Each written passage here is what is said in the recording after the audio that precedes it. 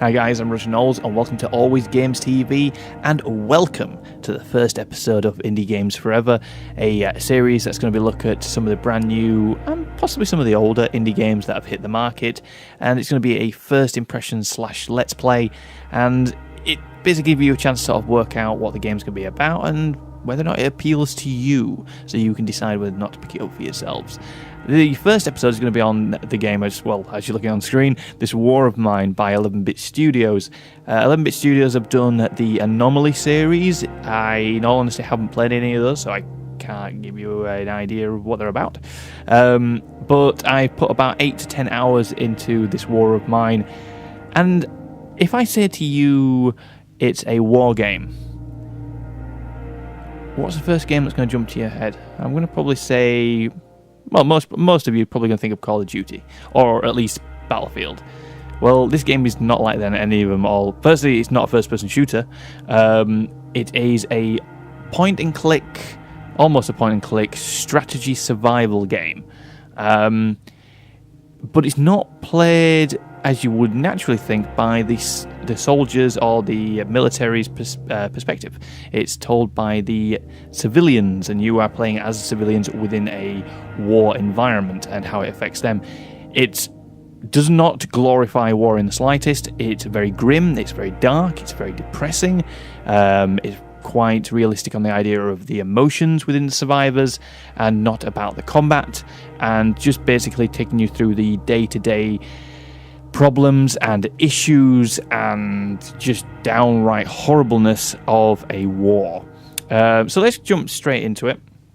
Let's say I can't remember how many days I'm into it now. I think about 7-8 days now into this play. I'm not going to show you the first part. 7 days, there we go. I'm going to take you into the first initial parts of the game, because that can be quite dull and slow, at least. Not dull, that's probably a bad word for it, just slow, and you have to build everything up steadily. So what I want to do is just show you the gameplay, say, quite a little bit further into the actual game itself. So I've probably had about an hour and a half into the game so far. So we've got 4 survivors. We have got, you can see at the bottom right here, Pavel. He's very hungry and tired, unfortunately. We've also got Chevette. Oh God, I'm going to murder these names, I'm really sorry. Chevetta? She loves children, apparently, and very hungry as well and tired. And Anton, who's a good mathematician, very hungry as well.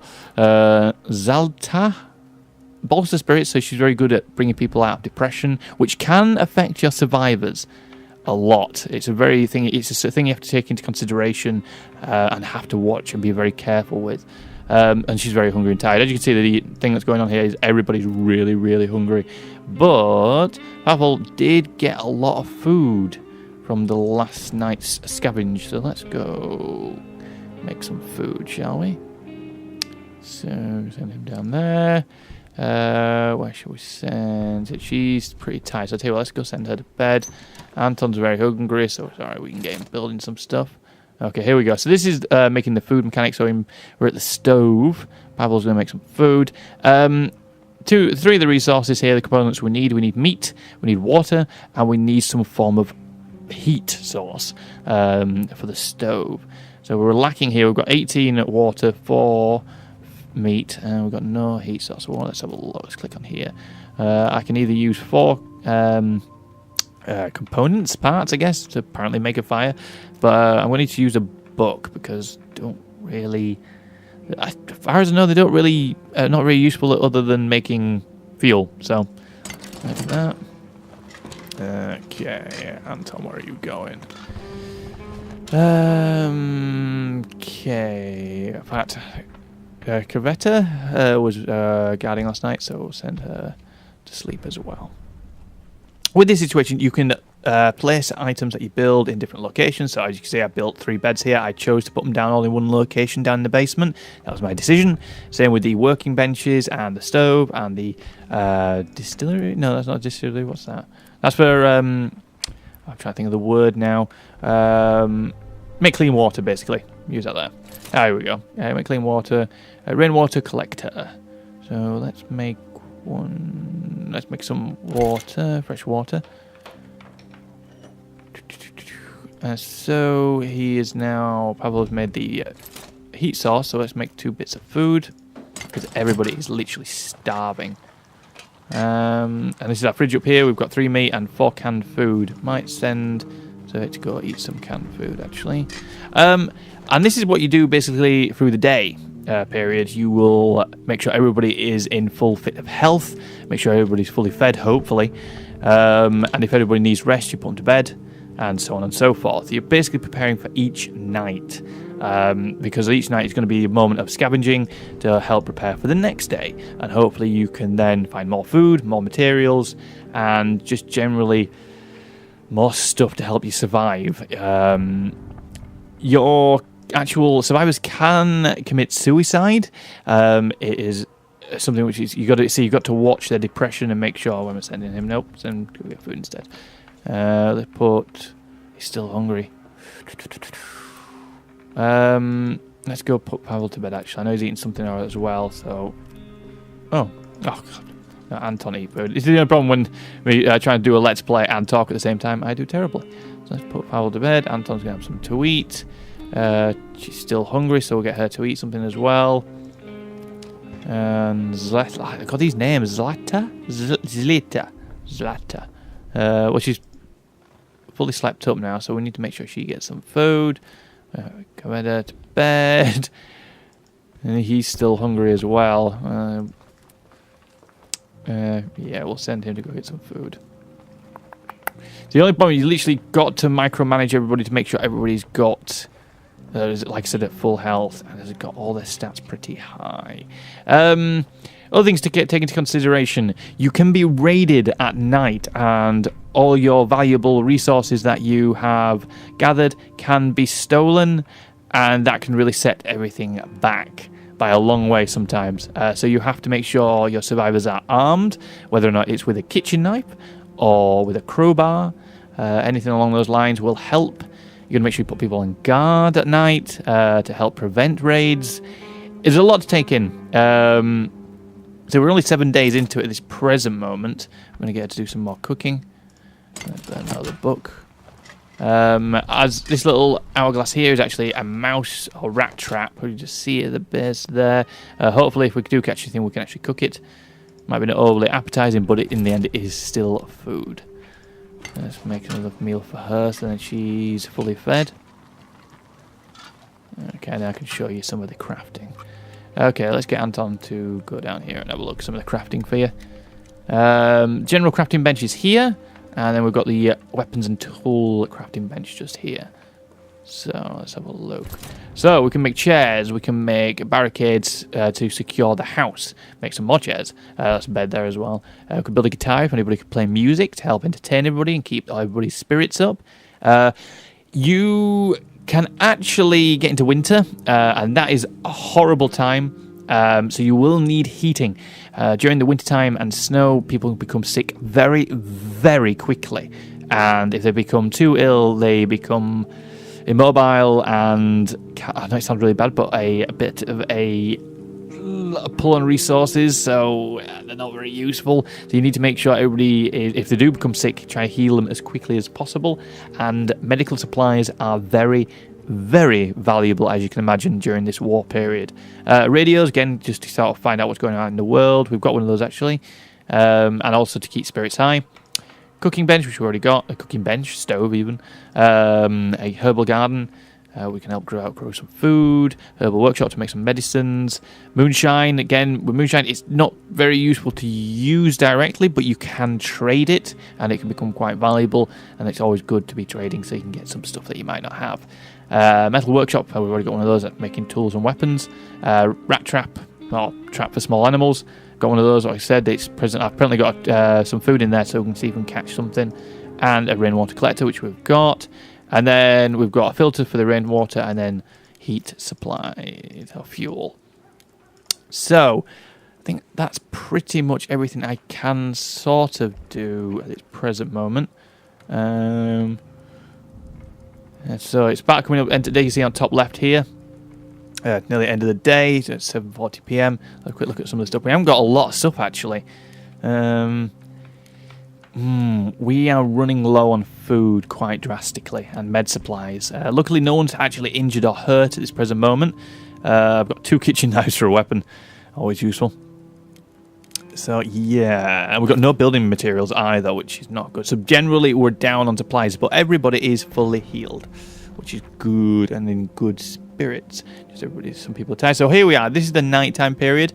So, every single dot/flag on here is a location we can visit. We've got a couple of new locations on here, and you can see it also marks where you've previously been. If I click on, for example, the military outpost, it's got on top right, gives you a little bit of briefing about it. And you've got lots of food, lots of meds, huge amounts of weapons, huge amounts of parts, possible trade, and danger. Now, this is, well, I've actually visited this place in the previous playthrough, and it is extremely dangerous, as you can imagine, the military outpost. The rebels and some of the military are not very, very nice. They will won't hesitate to shoot you and kill your survivors. So, what did I say? We need some food for definite to get through each day. So, supermarket, again, danger. Let's try and go to a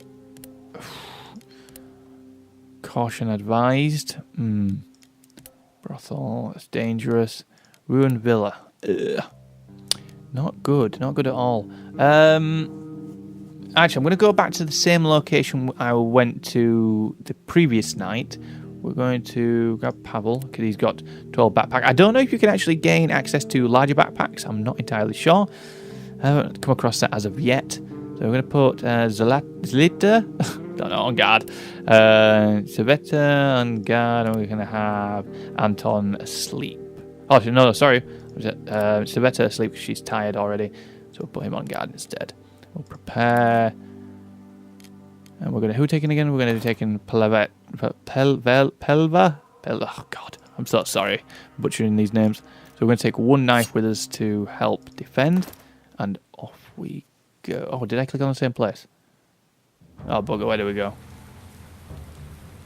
I didn't actually look where we were going to go. Never mind. Well, here we go. So we don't... I really literally have no idea where we're going. I didn't realise where we clicked. The loveliness of Let's Plays. Okay, so we've got movement here to our right. There's supplies, empty shells, parts. We'll grab all those. So this here is a no. Someone's actually on the other side here, so be super careful. Okay, the combat mechanic in this game is unusual. It's can be a little bit clunky. Yeah, we've got definite survivors here. There's someone there. We can peek through the keyhole, see if anybody's there. Nope.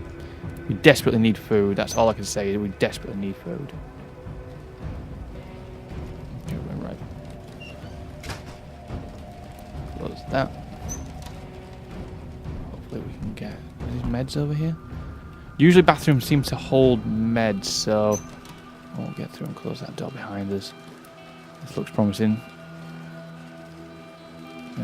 They were stealing here, so this is not a good thing to be doing because it does actually lower the overall mentality for your survivors. They do get a little bit depressed if you have to steal people.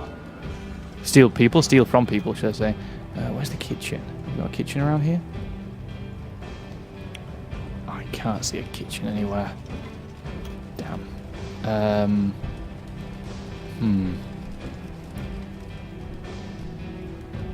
I think this could be the kitchen down here. And that's a fridge just there. But it looks like that we've got maybe 2 survivors in there. It is going to be tricky.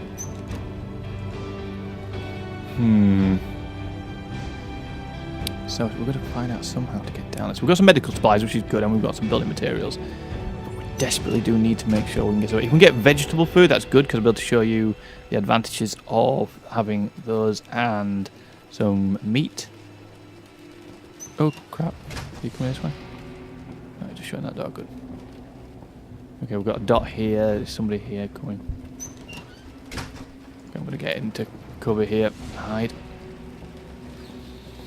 Oh, Jesus. Yeah, these guys are full on military. This is going to be a problem.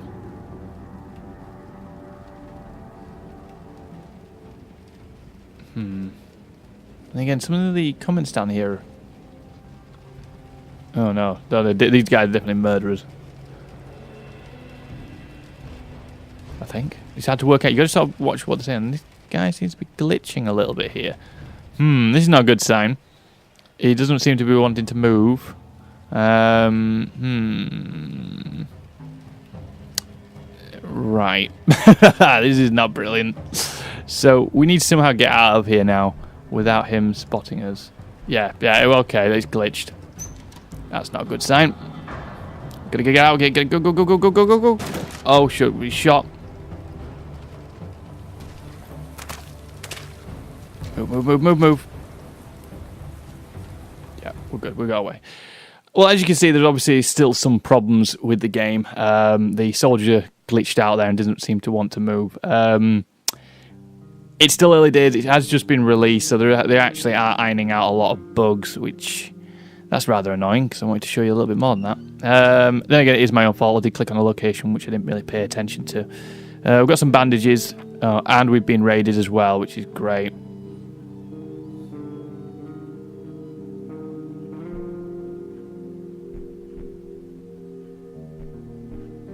So let's have a look at what they've taken.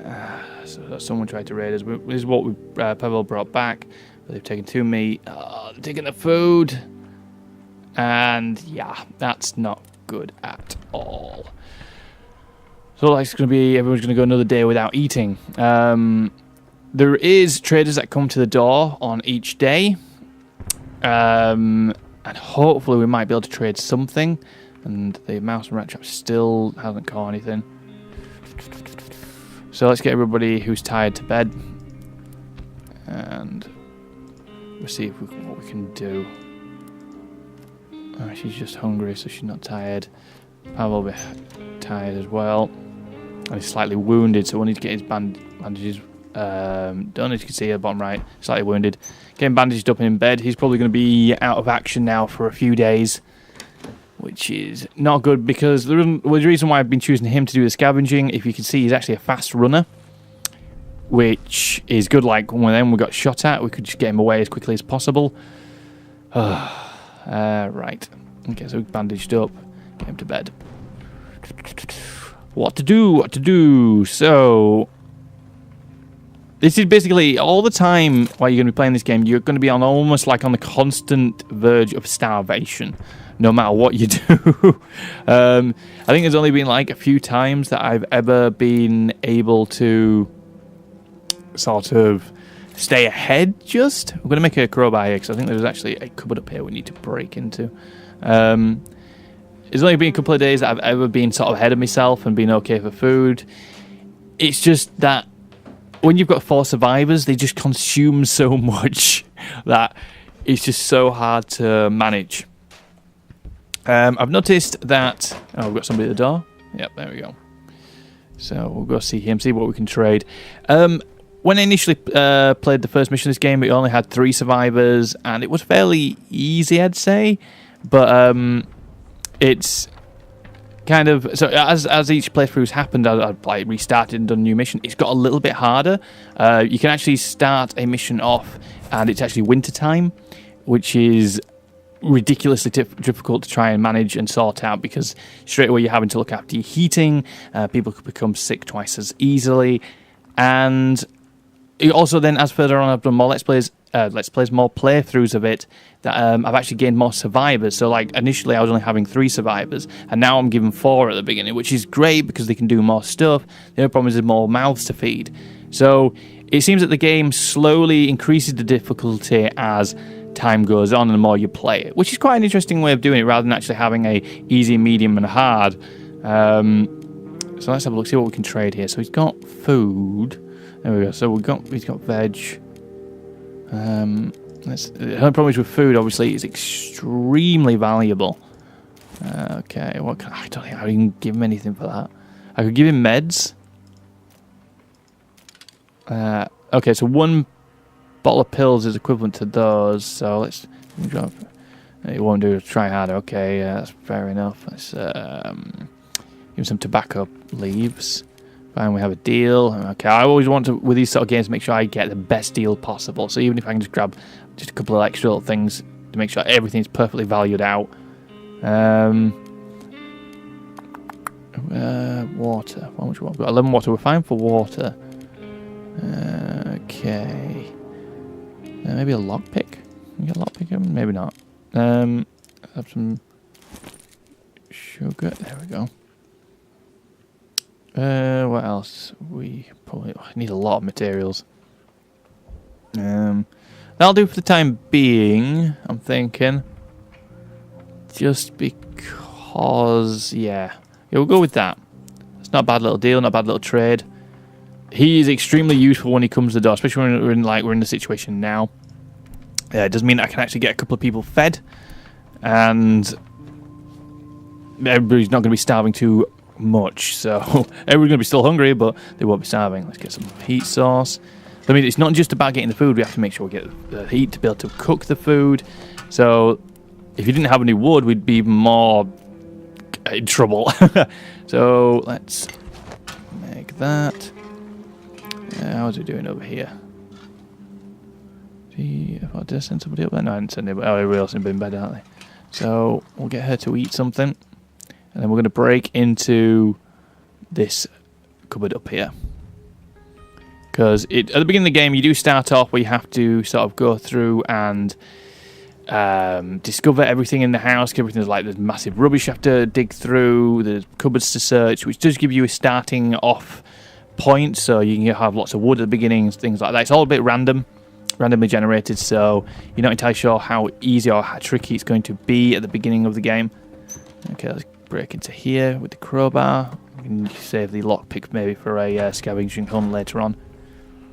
Really want to do one more night of scavenging so I can just properly show it off to you properly. Let's just cover it here. Okay, what have we got? Ooh, we've got bandage, we've got 2 lockpicks, and some materials, water, and some books. Good. That's not a little bad haul, actually. I think we've got everything in the house now. Let's double check. Yeah, I think we've got everything. That's good. So let's jump straight through to the end of the day. Just jump ahead, end the day. Right, then let's do this properly this time. So let's have a look on the left. Hungry, slightly wounded. So we're going to keep Pavel in bed so he can rest up and hopefully his wounds won't get any worse. I'm going to go for Zleta. Because she's the only other one who's got the largest backpack as well. We can get somebody else who has, I think, like a 15 or 16 space backpack. But we're going to have to go with her for the time being. We're going to put her on guard. We're going to put him on guard as well. No, put him on, let's sleep. Yeah, let him sleep in the bed. They can be used the next day at full awakeness to do a lot of things. So, okay, let's have a look. No, yeah, let's go to the warehouse. Yeah, let's go to the warehouse. Perhaps I'm going to grab a knife. Okay, yeah, maybe grab a crowbar as well, maybe. Yeah, we'll grab a crowbar and let's go scavenging. So hopefully I'll be able to show you off a little bit more of the combat this time without me having just to run away. I did come here previously a few nights before, and there was some guys who were a little bit of a problem, but there was only 2 of them, I do believe. So okay, what we've got here in this rubble. Again, food is going to be a very important piece of supply that we need to make sure we get hold of. We'll look through here. Nope, we're good. We're clear. Look for the next keyhole. Okay, so we've got movement up here. Okay, where he is. Okay, so we've got movement there. He's going upstairs. Okay. Right here. Where's he gone? So he's gone straight up that ladder there. Make sure I do this nicely. Okay. Whoa, I was about to move then as well. Let's see if we can jump into combat mode here. And get him.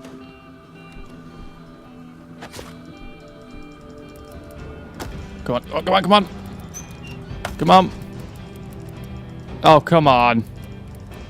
Oh, God. Oh, no.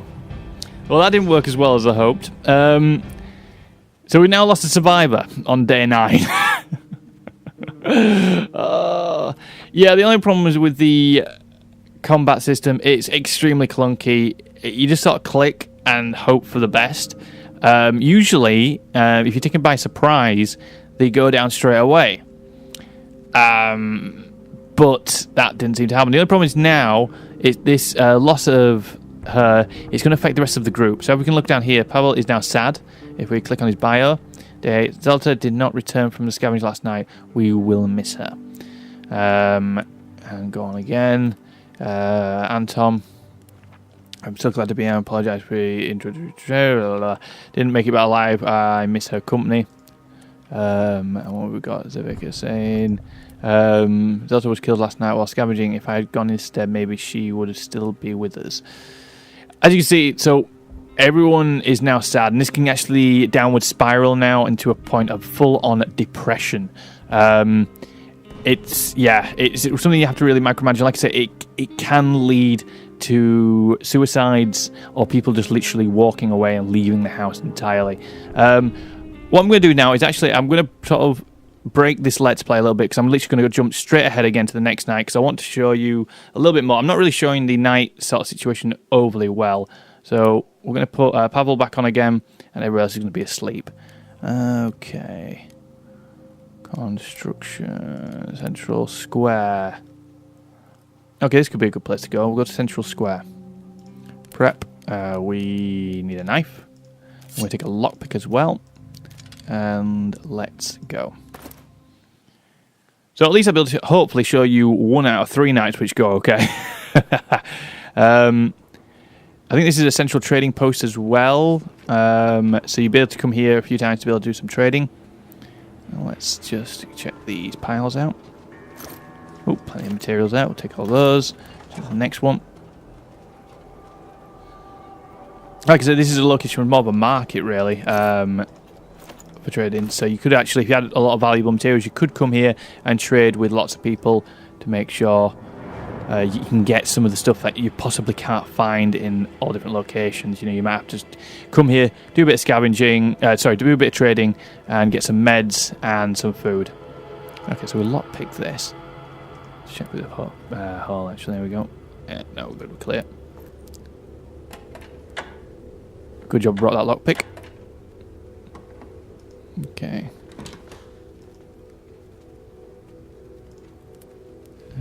Hopefully this isn't somebody's house. Oh. Oh. Oh dear. Oh, it looks like I've maybe upset everybody already. Yeah. Looks like I've upset everybody okay already. Let's search this here. Okay. Let's grab these before they come any closer. Next bit of wood. Oh god, I'm getting beaten up. Let's show you off a little bit more of the combat here. See, fighting back. Oh, it's punching me. Okay, I got him. Come on, don't die. Oh, come on, don't die. Don't die. No, don't die.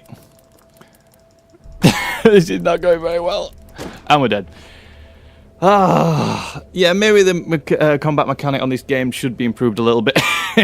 So there we have it, guys. That is the this war of mine. I haven't done an overly amazing Let's Play, but hopefully you've enjoyed it and gives you a little bit of rundown of what to expect from this game. It's very... Like I said, the combat is extremely clunky, as I've just proven there twice in just 3 nights. I haven't been overly stealthy on it. But it does seem a little bit irregular sometimes on some of the people you come across. They sometimes are absolutely fine with you, sometimes they're not.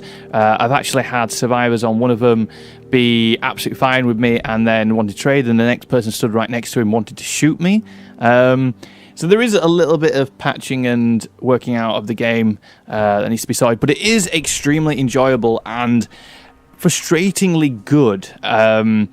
I've had situations where I played for 3 to 4 hours and had an absolutely amazing time of it. I'm probably going to do a 4-episode Let's Play of this game, just so then it shows a little bit more in depth and a bit of a longer situation of what you can expect from this game. But for this first impression Let's Play, hopefully you've got the gist of what the game's about and hopefully enjoy it.